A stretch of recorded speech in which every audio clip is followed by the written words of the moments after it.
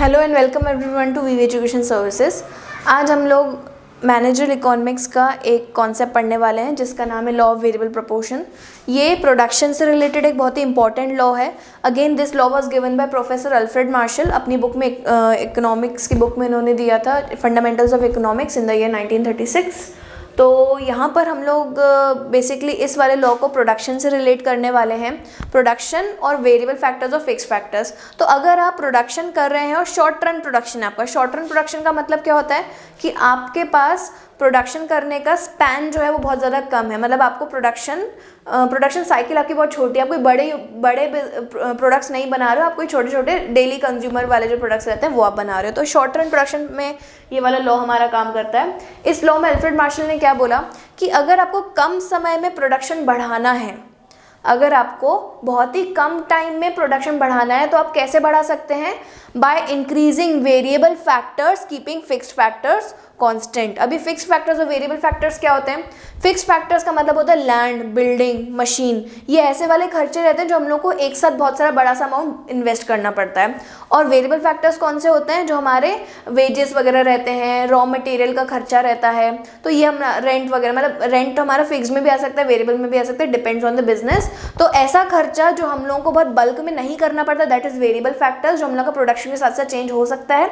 Fix factors वो रहते हैं कि प्रोडक्शन करो चाहे नहीं करो, आपको इतना कॉस्ट बियर करना ही पड़ता है। जैसे अगर आपने एक बार बिल्डिंग खरीद ली, अब आप उसमें प्रोडक्शन करो चाहे नहीं करो, वो कॉस्ट आपको एक बार लग गई तो आपको लग गई। अब वो कम नहीं हो सकती, वो ज़्यादा नहीं हो सकती। प्रोडक्शन ज़्यादा करोगे तो आपको ज़्यादा भी नहीं देनी, प्रोडक्शन नहीं करोगे तो भी आपको ऐसा नहीं कि वहाँ का पैसा नहीं देना, वो एक बार आप दे चुके हो, आपको वो पैसा लग चुका है। तो that is your fixed cost. यहाँ फिक्स्ड फैक्टर्स, तो फिक्स्ड फैक्टर्स वो होते हैं जो कम टाइम में चेंज नहीं हो सकते। जैसे अगर आपका इतना एक छोटा सा रूम है जिसमें आप प्रोडक्शन करते हो, अगर आपको एक बार ऑर्डर डबल आ गया, एक दिन में आप 500 यूनिट बना सकते हो, आपको 1000 का ऑर्डर आ गया, तो क्या आप एक ऑर्डर के लिए एक नई बिल्डिंग खरीद लोगे, एक नया रूम खरीद लोगे? नहीं खरीद सकते आप, क्योंकि शॉर्ट पीरियड में आपको अगर प्रोडक्शन बढ़ाना है तो आप सिर्फ फिक्स्ड फैक्टर्स को नहीं, आपको फिक्स्ड फैक्टर्स को नहीं बढ़ाना, आपको किसको बढ़ाना है?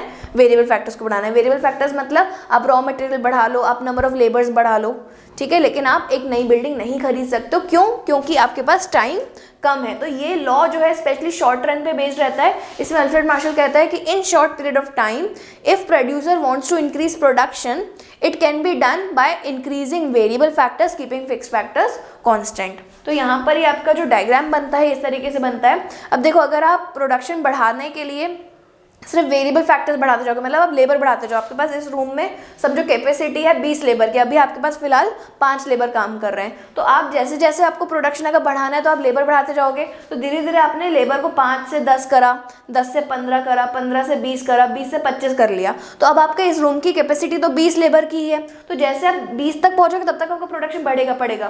तो ये जो टोटल प्रोडक्शन है it will first increase with increasing rate, then it will become constant. Constant क्यों हो जाएगा? क्योंकि 20 से 25 लोगों के बीच में अगर आप काम करोगे तो आपका प्रोडक्शन बढ़ने नहीं वाला, उल्टा वहाँ पे क्योस हो जाएगा। इतने छोटे से रूम में 25 लोग कैसे काम करेंगे?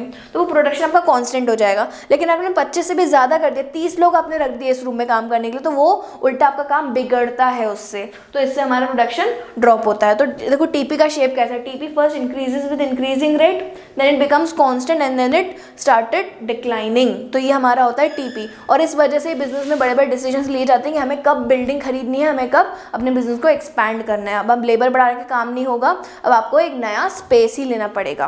तो ये हमारा होता है टीपी। और ये एमपी जो है वो टीपी के बढ़ने का रेट होता है। जैसे यहाँ पे देखो टीपी पहले बढ़ रहा है तो, लेकिन वो कम रेट से बढ़ेगा और फिर एक पॉइंट पे आके कांस्टेंट हो जाएगा, तो एमपी 0 होता है, और फिर जब ये रिड्यूस होता है तो ये नेगेटिव हो जाता है। तो दोनों के बीच में इस तरीके का रिलेशनशिप होता है। तो यहाँ पर अगर मैं फेजेस की बात करूँ तो हमारे पास यहाँ पे 3 फेजेस होते हैं। पहला होता है law of increasing returns, when your total production increases with increasing rate.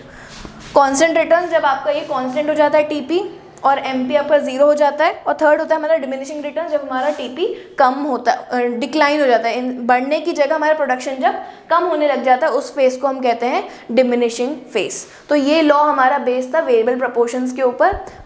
I hope the law is clear to you. Thank you for watching the video.